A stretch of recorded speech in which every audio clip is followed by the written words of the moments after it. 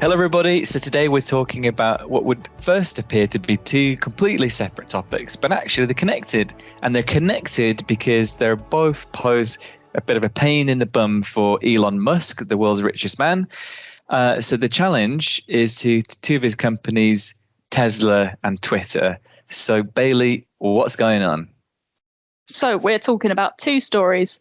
The first is about Thread, a social media platform, which is a rival to Twitter, and the other is Toyota, who have said that they've developed a new and more advanced battery for their electric vehicles. Interesting. So let's then start with the first one. So Thread, the competitor of Twitter. So I don't tweet. I've never tweeted. I've definitely not threaded either. Do you tweet or thread? And what is the difference between Thread versus Twitter? Like a tongue twister. Yeah, I'm not a tweeter or a threader, but of course, when I heard about this, I had to look into it. And of course, we're always monitoring those key trends. So Thread is owned by Meta, Mark Zuckerberg's mega tech company, which also owns Facebook and Instagram. Thread has had unbelievable traction so far, with 100 million users signing up in less than 5 days, which is a record-breaking amount. To put that into context, it took Twitter 4 years to build the same number of users that Thread has gained in a day. And that's thanks to being linked to Instagram, which already has more than 1 billion users. They're harnessing that existing user base. So the first question I asked is, what exactly is it? Well, it's basically a lot like Twitter. Users on Threads can post text of up to 500 characters, which is more than the 280 characters available on Twitter. But both apps allow people to post links, images, and video. That's insane how many subscribers they're able to get by harnessing Instagram. So Thread is definitely a competitor to Twitter. And given that Elon Musk paid about $44 billion to buy Twitter, it must be quite annoying to him that Thread has been able to kind of accumulate so many subscribers so quickly. But we'll come on to that at the end, why it's a bit of a problem for him. So let's move on to then Toyota. So Toyota versus Tesla, what's the story there? So yeah, this is another challenge for Elon. The story is also quite interesting, as it could be quite a game changer for the electric vehicle market, because Toyota have claimed to have developed a more advanced battery for electric vehicles. It's called solid state as opposed to liquid. But the key thing is that it's said to have a range of 745 miles and charges in just 10 minutes.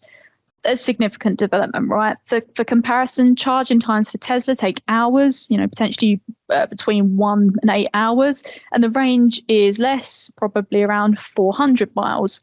So really significant, potentially a game changer for electric vehicles, as long as it's not too expensive.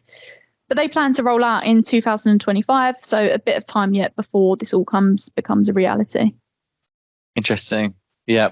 One of the things with Tesla is that they kind of position themselves as a car that has this like amazing speed at charging. So to have a competitor that can charge that quickly must be problematic. So a couple of things. And so there's a bit of pressure on Twitter. There's a bit of pressure on Tesla.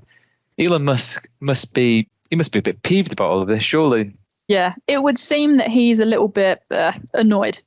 So going back to Twitter versus Thread, a lawyer from Twitter has accused Zuckerberg of systematic, willful and unlawful misappropriation of Twitter's trade secrets and other intellectual property to create threads. So there's definitely some friction there. Then with Toyota versus Tesla, Toyota have historically been seen as a laggard in the electric vehicle world. And Tesla, on the other hand, are viewed as the electric vehicle pioneer. They made electric vehicles cool and have had over 60% market share of the electric vehicle market. But what does this all mean? Well, I think it might be putting a bit of pressure on Elon Musk. But my conclusion overall is that it's good for the consumer, it's good for me, you, and everyone watching. Having more choice and competition is typically good for consumers. It drives better products and more competitive pricing. Okay, so good news for the consumer, everyone here watching and us too. Maybe not so good for the world's richest man, but I'm sure we're not losing too much sleep over that. But I think this kind of stuff's really interesting to seeing how things develop and how it'd be interesting to see how Twitter and Tesla react and kind of keep pace and create how that they respond to that additional competition. So maybe there's another video to follow up in the future.